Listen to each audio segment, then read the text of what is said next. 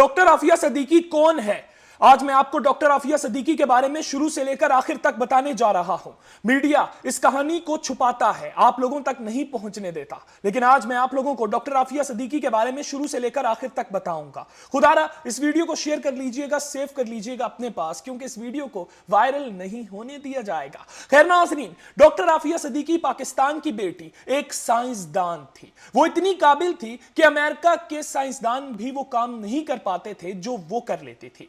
नाज़रीन, 1995 में पाकिस्तान की बेटी डॉक्टर आफिया सिद्दीकी स्टूडेंट वीजे पर अमेरिका गई तालीम हासिल करने के लिए। डॉक्टर आफिया सिद्दीकी को दो ही शौक थे, या तो इस्लाम की तबलीग करना या तो तालीम हासिल करना। नाज़रीन, 1995 में एक अमजद नामी शख्स के साथ इनकी शादी हो गई अमेरिका में। बाद में मालूम हुआ कि जिस शख्स के साथ इनकी शादी हुई अमजद, वो तो CIA का एजेंट था। खैर नाज़रीन, 1995 में इनकी शादी हो गई अमजद के साथ, और अमजद के साथ इनके 3 बच्चे भी हुए। नाज़रीन, डॉक्टर आफिया सिद्दीकी बायोकेमिस्ट्री के ऊपर ऐसी रिसर्च कर रही थी जिस रिसर्च के बारे में अमेरिकन साइंसदान सोच भी नहीं सकते थे। नाज़रीन, डॉक्टर आफिया सिद्दीकी अमेरिका और अफगानिस्तान की जंग के खिलाफ थी। डॉक्टर आफिया सिद्दीकी हमेशा अमेरिका को तनकीद का निशाना बनाती थी, और ऊपर से वो रिसर्च कर रही थी बायोकेमिस्ट्री पर। तो अमेरिका डर गया कि ऐसा ना हो डॉक्टर आफिया सिद्दीकी कोई ऐसा हथियार बनाकर अफगानिस्तान के तालिबानों को ना दे दे कि अफगानिस्तान के तालिबान अमेरिका को ही खत्म कर दें।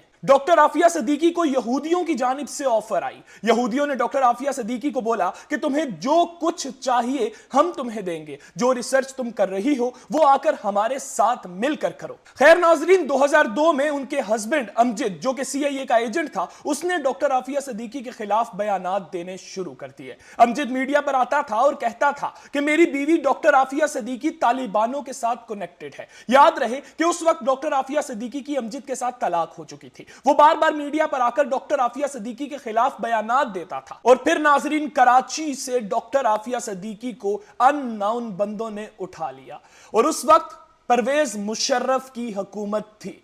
नाज़रीन, परवेज मुशर्रफ ने अपनी एक किताब में इतराफ भी किया कि मैंने पाकिस्तान कराची से डॉक्टर आफिया सिद्दीकी को पकड़वा कर अमेरिका के हवाले किया था, और उसके बदले मुझे डॉलर्स मिले थे। खैर नाज़रीन, 5 साल तक डॉक्टर आफिया सिद्दीकी का कुछ पता नहीं था। बहुत से लोग कहते थे कि अफगानिस्तान में अमेरिका ने एक जेल बनाई है, जिस जेल में अमेरिका अफगानिस्तान के तालिबानों को पकड़कर रखता है और उनके ऊपर जुल्म करता है, उसी जेल में डॉक्टर आफिया सिद्दीकी को रखा गया है। नाज़रीन, जब ये इंकशाफात बढ़ने लगे तो 2008 में अमेरिका की मजबूरी हो गई डॉक्टर आफिया सिद्दीकी को दुनिया के सामने लाना। नाज़रीन, अमेरिका 2008 में डॉक्टर आफिया सिद्दीकी को लेकर गया न्यूयॉर्क की अदालत में। अमेरिका की जानिब से उस वक्त डॉक्टर आफिया सिद्दीकी के ऊपर इल्जामात लगाए गए कि doctor Aafia Siddiqui bio weapon बना रही हैं अफगानिस्तान के तालिबानों के लिए। नाज़रीन, अमेरिकन की जानिब से यह बोला गया कि जब हमने डॉक्टर आफिया सिद्दीकी को उठाया तो डॉक्टर आफिया सिद्दीकी के पास से हमें कुछ ऐसी फाइल्स मिली जिन फाइल्स के अंदर बायो वेपन का जिक्र था।